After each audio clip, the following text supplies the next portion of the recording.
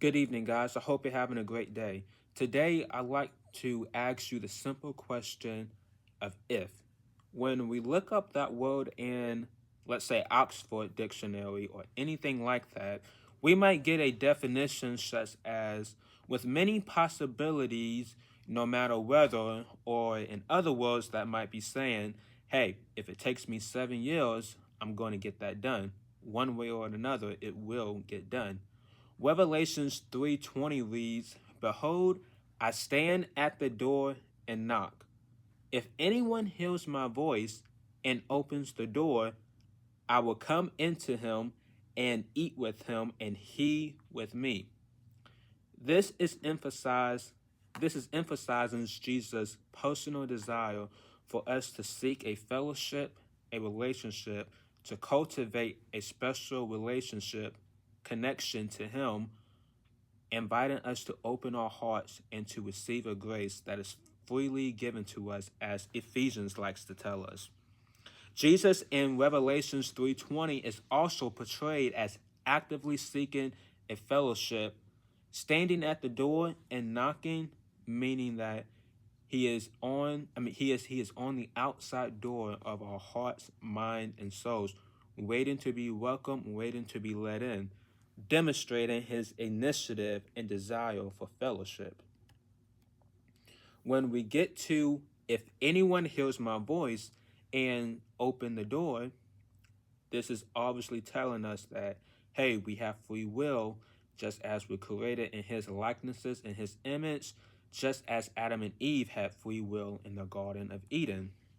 And this is also telling us is that Jesus will not force us to have a relationship, but rather waits for us, the individuals, to choose to open our hearts to him, our minds to him, our souls to him.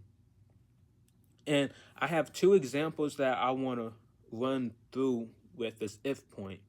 We can look at Peter and Judas. Jesus was omniscient, omnipresent. Jesus knew what, in terms of what they was going to do, Jesus knows what we all are going to do one day at any given moment in time. Jesus knew what they was going to do. Peter on one hand did not. Judas on one hand denied Jesus, traded him in for shekels of silver. That doubt, that disappointment in him became so great that he prematurely ended his life early. Peter, on the other hand, denied Jesus thrice, but at a moment later in time, after Jesus resurrected, Peter was still open to the possibility of, hey, I want to get right with God. I want to make this right. And Jesus in John 21 has Peter to feed his sheep, figuratively speaking, actively restoring him, in the process asking him 3 times, do you love me, Peter? As Peter denied him thrice, as we read in the Last Supper story.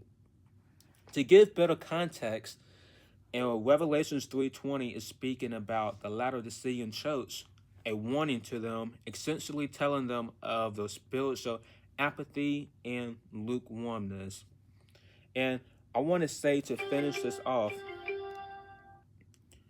if we're willing to have the opportunity to allow Jesus to daily restore our hearts, our minds, and our souls and our bodies, there is nothing that can separate us from the love of God. There is nothing that can pull us from the way of God. Jesus is the creator of all of our souls. Jesus is the creator of all the things in this world, or it's like John likes to say, was there not anything in this world that was not created by God? And I also want to finish up with, if we allow Jesus in our hearts and our minds each and every day, we can continue to cultivate that personal relationship with him on a daily basis, and it will continue to make us stronger. It will continue to empower us even when we fall short of the glory of God each and every day.